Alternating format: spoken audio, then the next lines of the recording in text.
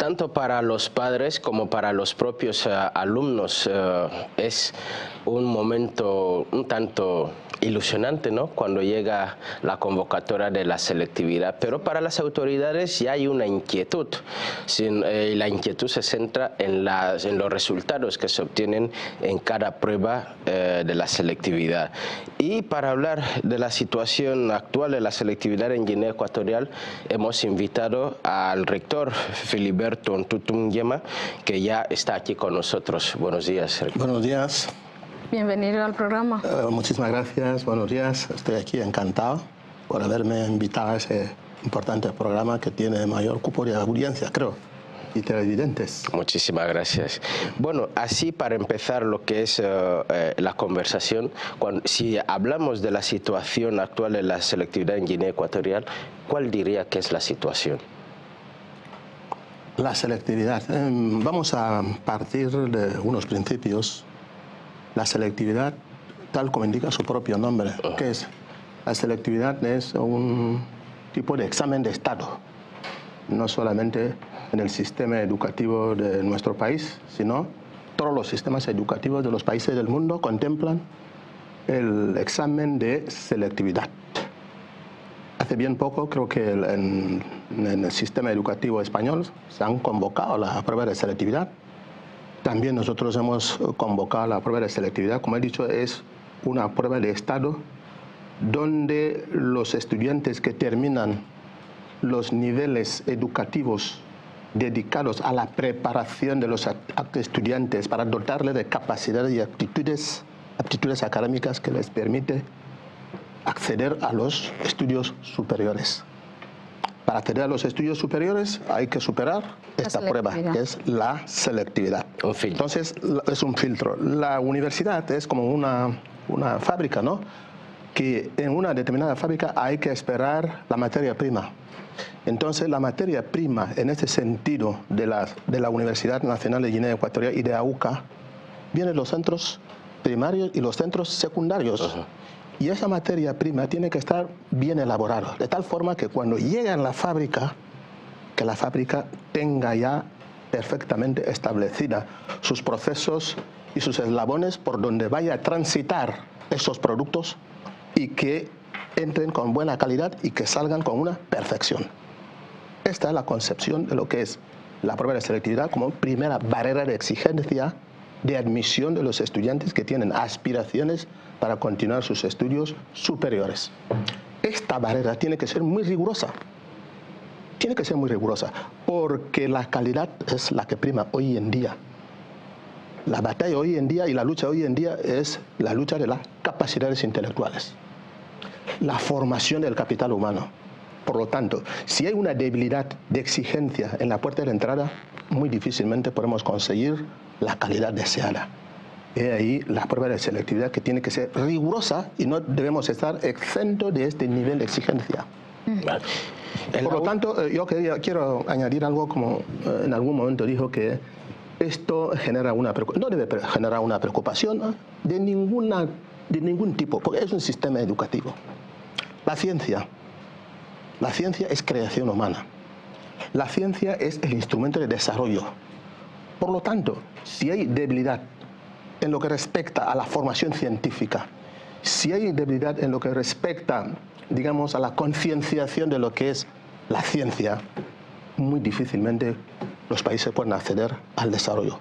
Por lo tanto, el rigor que se implementa a la hora de llevar a cabo los procesos científicos y de formación del capital humano no debe preocuparse a nadie, sino que tomar las riendas y hacer una evaluación y el diagnóstico a nivel interno del porqué del fenómeno que usted ha hecho mención, que genera una posible preocupación. Para mí no tiene que constituir ninguna preocupación. Los resultados no, porque tiene que hacer esfuerzos.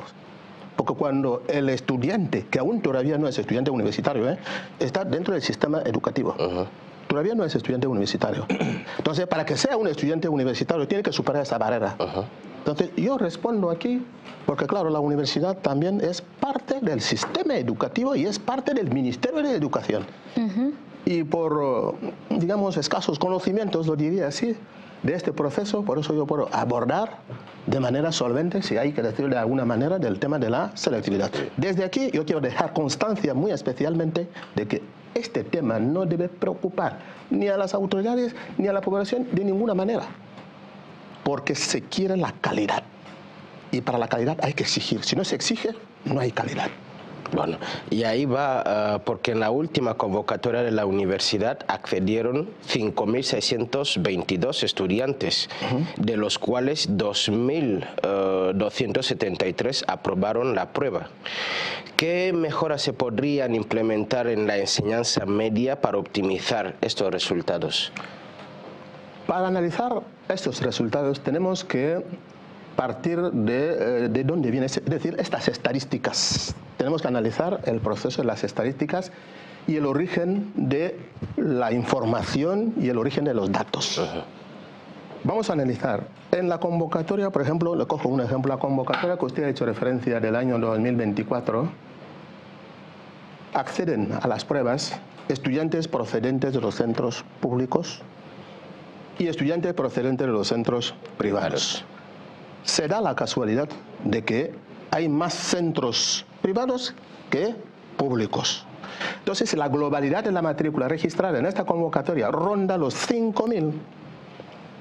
Según las estadísticas que manejamos, 4.000 o 3.800 proceden de los centros privados y la diferencia de los centros públicos. Ya le digo, esto está en proporción a la existencia del número de centros y la cantidad de los centros emplazados a lo largo y ancho de la geografía nacional. Entonces, estas estadísticas arrojan este saldo de que hay más centros privados que centros públicos.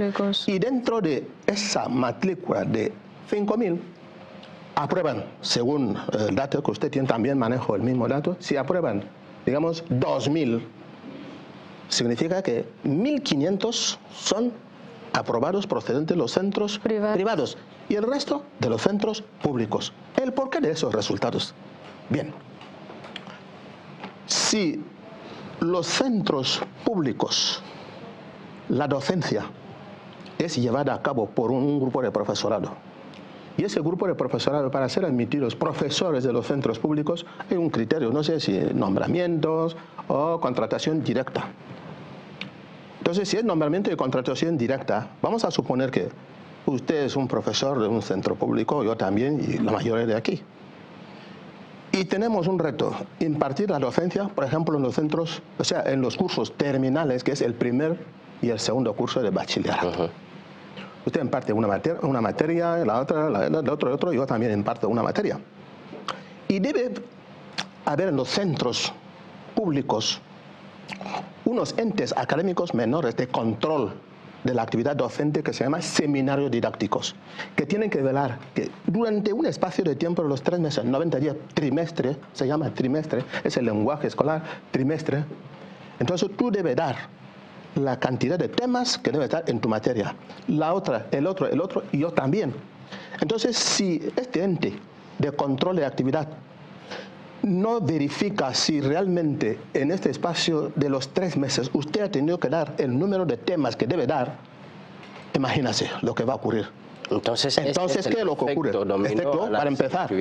Y luego los centros privados llevan un riguroso control que la contratación y la admisión del profesorado está en función de la carga lectiva, es decir, el número de horas de clase que tú tienes que dar. Y hay alguien detrás, hay unos controladores detrás, unos agentes que vigilan y controlan de que en el aula de clase X de tal curso, en tal hora tiene que estar el profesor al frente de los niños para dar o impartir la clase de físicas. Si no está, ausencia. Y esa ausencia se computa al final del mes. Si usted tiene más ausencias, usted va a cobrar menos. Si ha complementado su presencia, las clases suyas con el número y la cantidad de horas de clase que tenías que dar al mes, usted cobra la cantidad de dinero que se te merece directamente. Es decir, se cobra en función a la cantidad. Lo que ocurre contrariamente en los centros públicos, usted va a clase o no va a clase, igual se te transfiere dinero en su cuenta. Usted ha dado clase o no ha dado clase, se te transfiere dinero en la cuenta. Usted incluso, hay una figura que supuestamente funciona en los centros públicos, que es el sustituto, el profesor sustituto. Es decir, simple y llanamente para justificar su presencia en el aula, manda a alguien, o sea, tú tienes otra ocupación, ¿no? Manda a alguien que tú crees que puede impartir la docencia, no se sabe qué titulación tiene, ni se ha comprobado que si tiene capacidad o no para estar al frente de los niños, para impartir una docencia en una determinada materia, está ahí, simplemente se le ve que te sustituye, y al final del mes, cuando se transfiere el dinero a tu cuenta, tú le das una migaja o tú le das una cantidad, y así funciona. No puede funcionar así. Y a la hora de la verdad, cuando llega la evaluación final para mandar a los estudiantes a la prueba de selectividad, ¿qué va a suceder? Bueno, a ese estudiante en física y química, primero, segundo, tercer trimestre, le voy a dar exento. Es decir, no va a ninguna prueba. El otro, 5, el otro, 6. No digo que sea así, pero yo estoy analizando, es posible, sí que existe la probabilidad de existencia de esta situación. Entonces, es un análisis que podemos hacer multidimensionalmente, pero de acuerdo a que la experiencia que uno lleva en un sitio y de acuerdo también a los datos estadísticos, me inducen a que yo vaya haciendo este tipo de hipótesis y diagnóstico para llegar a ciertas conclusiones de las que le he dicho, de que la falta de exigencia en los centros públicos hace que haya bajo rendimiento de los estudiantes a la hora de ser evaluados en las pruebas de selectividad. Si se cambia ese sistema, sobre todo en los cursos terminales, hablo de primero y segundo curso de bachillerato, son los que dan acceso a las pruebas de selectividad. Entonces, si se cambia el sistema de remuneración, retribución, llámase remuneración, retribución del profesorado que imparte, implementar más exigencia y no pagar por mediación de transferencia, y luego exigir el nivel de titulación, o sea, la titulación académica requerida para que estos profesores puedan dar clases en los cursos terminales.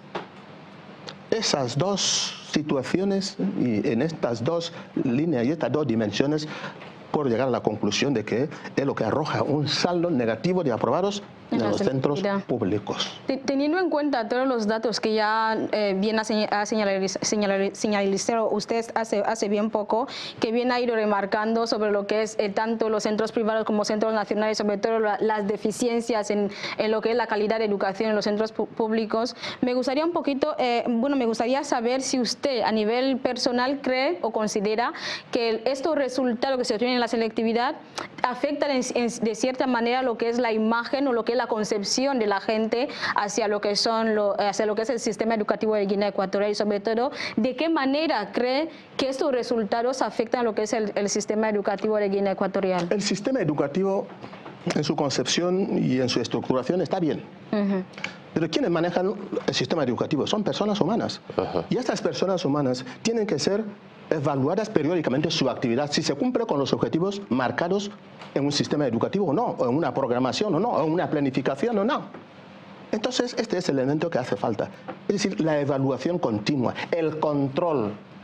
Por eso les he cogido el ejemplo de una fábrica. Si el director de una fábrica no controla la cadena de producción y el lugar o el eslabón donde se estaciona un determinado producto, cuando llegará al punto final, el producto va a ser deficiente y no va a tener aceptación en el mercado. ¿Por qué? Porque no es de calidad. Entonces, cuando hay un control riguroso en cada punto y en cada eslabón donde transita el producto, y cada uno concentrándose, poniendo allí su alma, sus capacidades y su inteligencia de que ese producto que ya ha llegado en mi eslabón, para que salga de aquí, tiene que salir después de haber reunido imprescindiblemente los requisitos que hagan que salga, y ese compromiso del operario, alguien tiene que controlarlo. Entonces, si no lo controla, bueno, del lado mismo, llega el producto, se estaciona aquí y lo deja pasar. Y así sucesivamente. ¿Qué va a ocurrir? El producto sale con baja calidad. Y cuando llega en el mercado, no va a tener aceptación. El que conoce lo que es la calidad no va a adquirir ese producto. ¿Por qué? Porque no reúne condiciones de calidad. Nadie quiere comprar. Y hay que trasladar esa reflexión en lo que estamos hablando en el sistema educativo. Es exactamente lo mismo. El sistema educativo está perfecto. Aunque la obra humana no es perfecta, sino perfectible, pero hasta el momento el sistema educativo es perfecto. También necesita unas reformas periódicas para ir adecuando al sistema educativo al compás de los cambios que se producen en el entorno de la vida, porque la ciencia no es estática, sino dinámica. Y la vida en sí misma tampoco no es estática, sino dinámica. cualquier actividad y cualquier proceso necesita una renovación constante y una evaluación periódica que permite ver si se logra y se alcanzan los objetivos o no. Tal es el caso del sistema educativo. Agregarles punto de rigurosidad en lo que es el proceso. El proceso, el control, y que la gente que operan en esta cadena reúnan las condiciones para que actúen ahí, evaluándoles periódicamente, sustituyendo a los agentes inadecuados y manteniendo los que sí son idóneos para garantizar la calidad y para que se logren los objetivos marcados. Sí, señor rector, usted estaba hablando acerca del control que se debe llevar para paliar la situación de los fracasos que se ve previamente en lo que son las pruebas de selectividad. Ha estado hablando que haya más rigurosidad, haya más gente que, sobre todo en los centros públicos, que haya más coordinación. Entonces, mi pregunta viene a ser, ¿se está registrando todavía esos resultados porque no se está llevando a cabo por el desconocimiento que se tiene que hacer o simplemente porque la persona, como ha estado diciendo, puede no ir, pero aún así percibe su salario? ¿Qué es lo que está conllevando para que haya este detonante? Yo, desde el punto de vista de la universidad, si me hubieras preguntado que el rendimiento del estudiante universitario, que es el ámbito donde opero actualmente, yo le he dicho, hablo el tema de la selectividad porque es un conjunto. El Ministerio de Educación, las universidades forman parte, ¿no? Del Ministerio de Educación, y con la experiencia contrastada que llevo las espaldas de estar trabajando en el ámbito educativo, por eso le hablo en esos términos. Pero fíjense, la esencia intelectual de cualquier institución académica la garantiza el profesorado. Es decir, los que garantizan la calidad de la enseñanza, porque si un profesor no está a la altura de las circunstancias, ¿qué capacidad tiene para estar al frente de los niños y dar clases? Si realmente el mismo profesor no domina la materia que parte. Entonces, ahí tenemos que partirnos. Es decir, la esencia intelectual, la garantía de calidad de la enseñanza de cualquier centro está en manos del profesorado. Y el nivel de compromiso del profesorado. Porque si el profesorado está a la altura de las circunstancias y no tiene compromiso de dar clases, no tiene vocación de dar clases, pasa por lo alto que no me queda de otra cosa, voy a dar clases, pero no la da con vocación, sino simplemente por circunstancias. Entonces, son muchos factores que influyen en esto. Y hay que añadir el factor de la retribución que yo he dicho, y el sistema de retribución. Entonces, la experiencia vivida en los 4 últimos años me hace revelar un hecho muy importante, y es que los resultados de las pruebas de selectividad en la convocatoria de 2019-2020, no a nivel de los centros públicos, no es el mismo resultado que la convocatoria de 2024. Ha habido un crecimiento, es decir, se saltó la alarma de que, oye, los centros públicos están rindiendo muy poco y hay una tasa alta de suspensos, y por lo tanto hay que apretarse los cinturones para mejorar los resultados. De alguna manera se están moviendo, pero no en la velocidad que cabría esperar. Pero sí, están haciendo algo. ¿Entiendes? Entonces, hay que apretar más, porque es la ciencia. ¿Quién debe apretar más? Primero, el perfil de los directores de los centros que están al frente, los directores de los centros públicos de bachillerato o de enseñanza secundaria. El perfil de los directores. El perfil del profesorado. Ya les he dicho que el profesorado constituye la esencia intelectual para garantizar la calidad.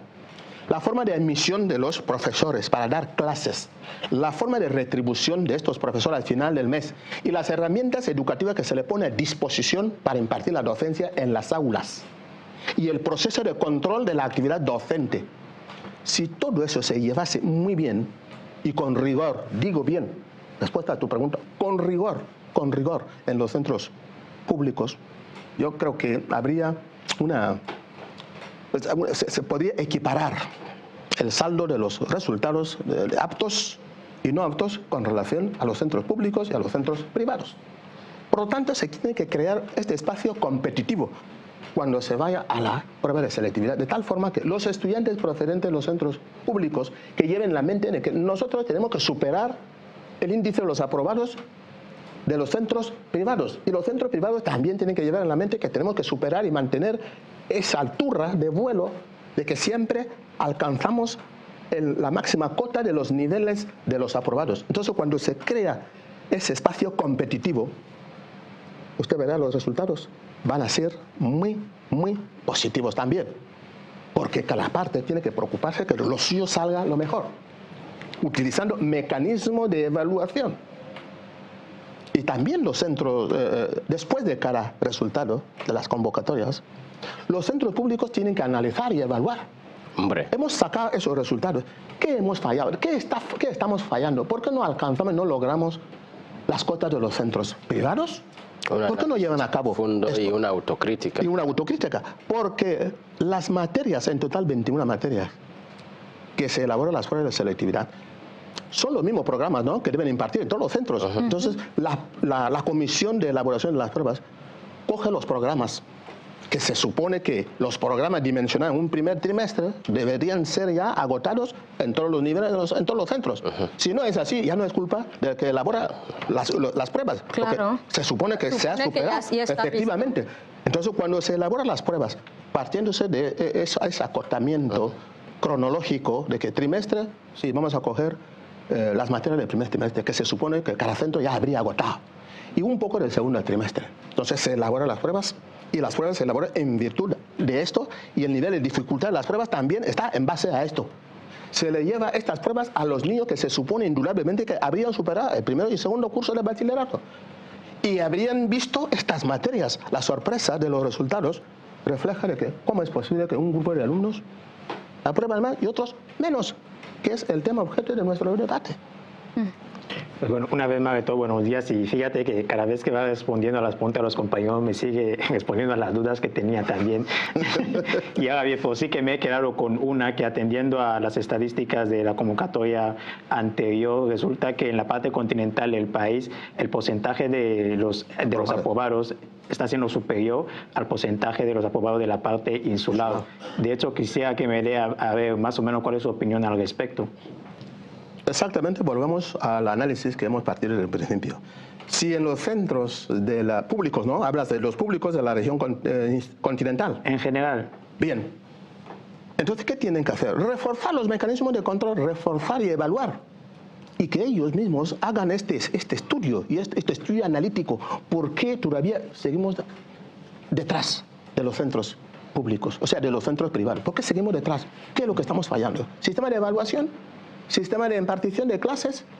¿O la poca atención de los niños que prestan durante la impartición de las clases? Entonces, algún factor tiene que influir en estos resultados, le estoy diciendo. Pero yo echo en falta lo que es el rigor y el control, porque el profesorado el profesor es el depositario del conocimiento, y es el que transmite los conocimientos al alumno. El alumno se sienta a escuchar al profesor.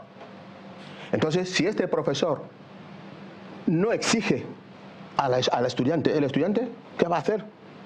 Entonces, a la hora de la prueba, el profesor evalúa al estudiante al término de un determinado espacio de tiempo, ¿no?, en una prueba, y dice: este estudiante no es apto para superar esta prueba. ¿Por qué? Porque a lo mejor no está prestando la atención. Entonces, cuando se exige, la gente se preocupa. Cuando se evalúa, también la gente que se preocupa. Vamos a coger vuestra propia profesión, periodistas. Entonces, hay que evaluar la función que ustedes están realizando. Hay profesionales de los medios buenos y profesionales de los medios mediocres y profesionales de los medios malos. Entonces, tiene que haber un mecanismo de evaluación que permita que los profesionales de los medios buenos, por esos méritos de capacidad, sean reconocidos en un tiempo determinado, por ejemplo. Simplemente hago una reflexión, ¿eh? Sí, sí, claro. Lo mismo ocurre. Entonces, si no se lleva a cabo la evaluación, ¿cómo yo voy a saber si tú realizas tu trabajo bien o no?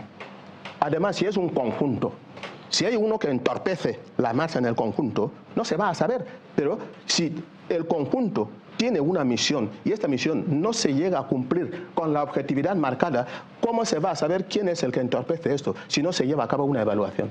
Entonces, la evaluación nos permite ver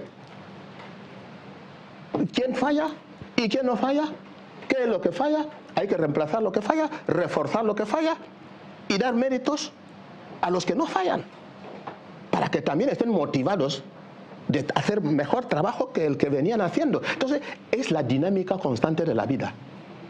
Y es lo que debe marcar la dinámica de la vida, la evaluación, el reconocimiento de los méritos. Entonces, aquel que no pueda alcanzar a un reconocimiento de los méritos, que haga un esfuerzo de que, por ejemplo, tal periodista cogió una medalla, había sido galardonado por su buen trabajo, yo también la próxima convocatoria o la próxima edición tengo que ser galardonado y debo entrar en una lista de los posibles galardonables. ¿Me entienden, no? Entonces, esta es una motivación. Entonces, si no se hace esto, es muy difícil que la vida se consiga con las mejoras que cabría esperar. Yo tengo un poco más. Sí. A veces se reprocha también a los padres y tutores de los estudiantes. ¿Cree que ellos tienen algo que ver en el bajo rendimiento de algunos de sus estudiantes? Mira, cuando hablamos que la educación está en crisis, ¿educar qué es? Educar es una labor. Educar es humanizar a la persona. Educar es crear valores en una persona y que esta persona esté subordinada a estos valores. Enseñar no es lo mismo que educar. Enseñar es transmisión de unos conocimientos. Entonces, los padres mucho tienen que ver con la educación y la enseñanza y la formación de sus hijos. Porque dentro de la tarea de la educación intervienen tres factores. Incluso puedo añadir un cuarto factor. Primero, la casa, los padres. El niño nace y procede de una familia. Después, la sociedad. Porque fuera de la casa, el niño toma contacto con la sociedad. Y los padres confían la educación, porque los padres no tienen tiempo de transmitir conocimientos científicos a los niños. Confían la educación y la enseñanza de sus hijos a unos centros educativos. Entonces, la casa, la sociedad y el centro educativo. Entonces, es un triángulo con tres vértices interactivos. Entonces, si los padres no están interesados de la educación y la formación de sus niños, solamente nos quedan dos cosas: la sociedad y el centro educativo. Y en la sociedad interviene el gobierno, porque el gobierno es el que crea las infraestructuras necesarias para garantizar la educación de los ciudadanos. Y estas infraestructuras están siendo operativas por un colectivo humano que se llama maestros y profesores, desde el punto de vista público. Hablo desde el punto de vista público. De los privados ayudan la labor educativa que el gobierno implemente en el país, porque el gobierno no lo puede hacer todo. Por eso los centros, las personas con iniciativa de creación de centros privados llevan a cabo estas iniciativas y las materializan para coadyuvar la labor educativa del gobierno, aunque también muchos centros privados ya tienen una visión mercantilista de la educación, cuando desde mi concepción sigue siendo unos servicios básicos hasta la fecha de hoy. Entonces, estos tres vértices, la casa, la sociedad, que incluye al gobierno, y los centros educativos, son los que intervienen dentro de la educación de un ciudadano y dentro de la educación de un niño. ¿Cómo reprochar? ¿Cómo se reprochan? ¿Y quién puede reprochar? Depende del nivel de intervencionismo del padre. El padre, ¿en qué aspectos está interesado el padre? La marcha de la educación de su hijo. Puede acceder, porque existe lo que se llama asociación de padres y alumnos, que debería existir, esa estructura debería existir en los centros educativos, al menos primarios y secundarios. En la universidad también se crean otras estructuras que ya no son asociación de padres de alumnos, tienen otras estructuras.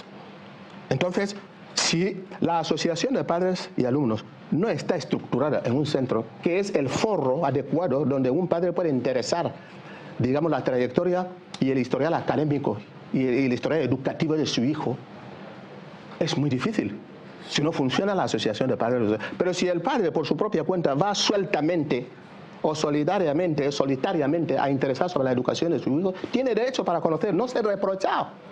¿Por qué va a ser reprochado? Si es un actor activo que forma parte en la educación de su niño y está interesado en conocer la marcha de la educación de su niño, le deben abrir las puertas de que se le suministre la información necesaria y requerida por el padre y no reprocharle.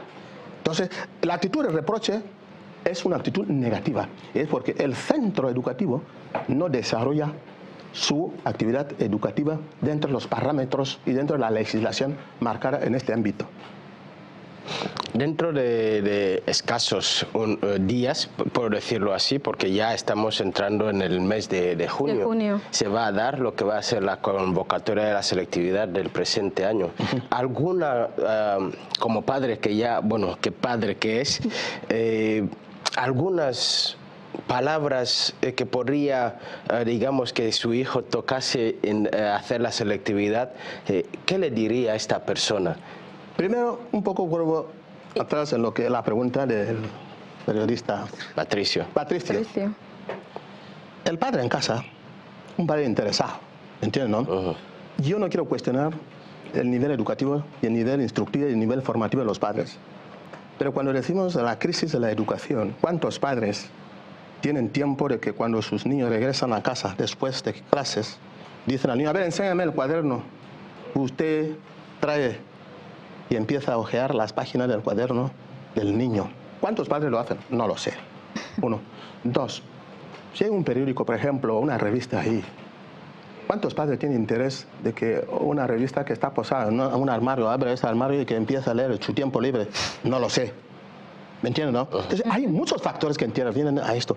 Quizás hay otros problemas prioritarios para ese padre, porque intervienen muchos factores para un poco el padre animarle para que esté interesado en la educación de sus hijos. A lo mejor el único interés que despierta a un padre a la hora de la educación de sus hijos es conocer el periodo de matrícula. Después de ir a matricular a su hijo, allí termina. Hacerle responsable. Sí, de la niña, de la educación, de los boletines y todo eso. El padre pone dinero y ya está. O da el dinero y se va y se matricula. Allí termina. ¿Cómo ha sido el rendimiento del trimestre y cómo han sido los resultados del trimestre? O ven a enseñarme el boletín después de cada trimestre. Hay que ver cuántos padres tienen tiempo para esto. ¿Qué es lo que hay que hacer? Ahora, los niños son el futuro de mañana. Y la responsabilidad de la educación de los niños, en primera instancia, recae en las manos de los padres. Por eso les he dicho, entonces, los padres. ¿Qué quieren los padres para sus hijos el día de mañana? Después, esa responsabilidad debe ser compartida con la sociedad y con el gobierno. El gobierno, ¿qué quiere de sus ciudadanos para mañana, para el día de mañana? Después se diseña lo que se llama currículum de la enseñanza y el sistema educativo que estamos hablando. El gobierno sí que diseña estos instrumentos normativos para el funcionamiento del sistema educativo. La Ley General de Educación y todas las demás leyes, los reglamentos, son instrumentos y los currículum que se imparten en la enseñanza, los planes y contenidos de las materias. Entonces lo diseña el gobierno porque quiere un determinado perfil del ciudadano o molde del ciudadano suyo para el día de mañana. Desde luego. Y luego para la materialización de este perfil moldeado del niño el día de mañana, los centros educativos son los que llevan a cabo esa tarea. Entonces, y los protagonistas principales de la tarea en los centros educativos son los niños, es decir, los alumnos y los profesores. Son los dos protagonistas de ese escenario que se plantea ahí. Entonces, el interés superior del niño debe prevalecer. ¿Y cuál es el interés superior del niño? Que sea persona el día de mañana. Y para ser persona el día de mañana hay que adquirir conocimiento. ¿Y quién transmite ese conocimiento? El maestro. Pero ese maestro está comprometido con esa tarea. Si no está comprometido con esa tarea en el centro educativo, debe haber alguien detrás que le obliga a que esté comprometido, que es el control que les decía, para que ese niño no salga mal formado el día de mañana y que no se caiga en el saco de la mediocridad o del abandono escolar que estamos diciendo, porque no ha reunido las condiciones y no ha acumulado los conocimientos necesarios que le permiten salir de este nivel de enseñanza e ir a la prueba de selectividad. Entonces, el compromiso del niño es escaso. ¿Por qué? Porque aún todavía no tiene una maduración cognitiva. Es decir, la madurez intelectual, la madurez como persona. Es un niño que todavía crece. No sabe qué quiere ser el día de mañana. El que sabe qué quiere para ese niño que aún todavía no tiene una madurez, porque cuando nosotros nacemos, tenemos una capacidad limitada, ¿no? Sí. Y vamos creciendo. Es el crecimiento intelectual. Hay dos tipos de crecimiento físico y crecimiento intelectual. El crecimiento físico es aquel que experimenta, que el padre ve que el niño o sus hijos acaban de nacer y luego ya está gateando, y luego ya camina, y luego ya crece, ya habla. Ese es un crecimiento físico. Pero también hay un crecimiento intelectual que, para medir el crecimiento intelectual a través del proceso de educación para crear valores en este niño, porque todavía no los tiene, a medida que va alcanzando la edad, se le tiene que estar inyectando esa dosis de valores a través de la educación, porque la educación es la transformación de la persona, para que esa persona, con los valores que se le inyecta, esté subordinada a estos valores y que sea persona aceptable en la sociedad el día de mañana. Esta es la realidad de lo que es la educación, la realidad de lo que es la enseñanza, la realidad de lo que es la formación. Y un país con un nivel educacional alto y con una tasa de formación elevada, es un país que sabe defender lo que se llama la soberanía. Nivel educativo, todo el mundo es educado, todo el mundo tiene un nivel instructivo que sabe leer y escribir. Perfecto.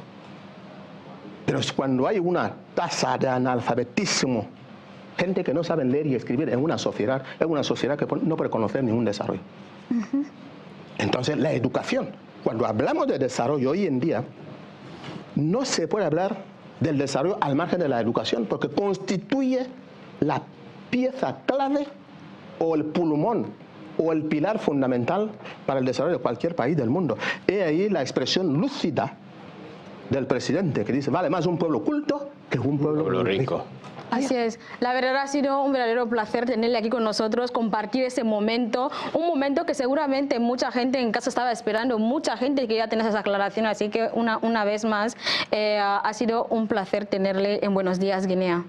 Yo hubiera querido también continuar, pero yo no sé si el tiempo ya está limitado. Ya se va a acabar el tiempo. Es que tenía que estar programando muchas horas, porque los temas educativos son temas de la vida. Sí. Si no hay educación en una sociedad, si no hay educación en un hogar, es un hogar perdido. Así es. Si no hay disciplina en un hogar perdido. Si no hay disciplina en una sociedad perdida. Sí. Ya está. Bueno. Sin duda, así es una sociedad perdida. Hemos hablado un poquito hoy de lo que son el caso de los resultados de la selectividad que se registra siempre aquí en Guinea Ecuatorial. Alguien pensará en casa que únicamente estamos hablando del resultado de selectividad, que hablamos únicamente del sistema educativo, pero también recordemos y seamos conscientes de que hablamos del futuro de Guinea Ecuatorial, porque al final del camino, esos jóvenes, como lo ha dicho el rector magnífico, son los representantes del Guinea de mañana. Hemos hablado aquí de lo que es la falta de rigurosidad, se ha hablado aquí un montón de veces de lo que es la falta de compromiso en lo que es el cumplimiento, de lo que es el papel de cada uno de nosotros en el engranaje que forma lo que es la sociedad de Guinea Ecuatorial y el sistema educativo en particular. Es momento de que cada quien sea consciente de lo que le toca a él y que cada quien sea consciente de cómo está haciendo realmente su trabajo. Lo haces con calidad, lo haces de corazón, como mencionaba él. Entonces, si ves que no lo haces de la manera correcta, empecemos ya a implementarlo y sobre todo a hacerlo muchísimo mejor aún, para que luego tengamos un curso académico mucho mejor que los anteriores. Ojalá la siguiente selectividad arroje mejores resultados. Que tengamos... Sí, tengo la esperanza de que sea así, porque la curva es ascendente. es seguro que así será, porque luego hablamos de, 3.000 familias llorando cuando 2.000 familias están riendo, y eso es algo que debemos parar desde ya. Nosotros nos vamos ya, querida audiencia. Hemos hablado aquí con el rector magnífico sobre el tema de los resultados de la selectividad. Volveremos mañana viernes con más de Buenos Días, Guinea, y muchísimo mejor. Pero luego recuerden ser responsables, recuerden cumplir cada uno con su rol y recuerden, por favor, prestarle un poquito más atención a los niños en casa. Chao, hasta mañana. Chao.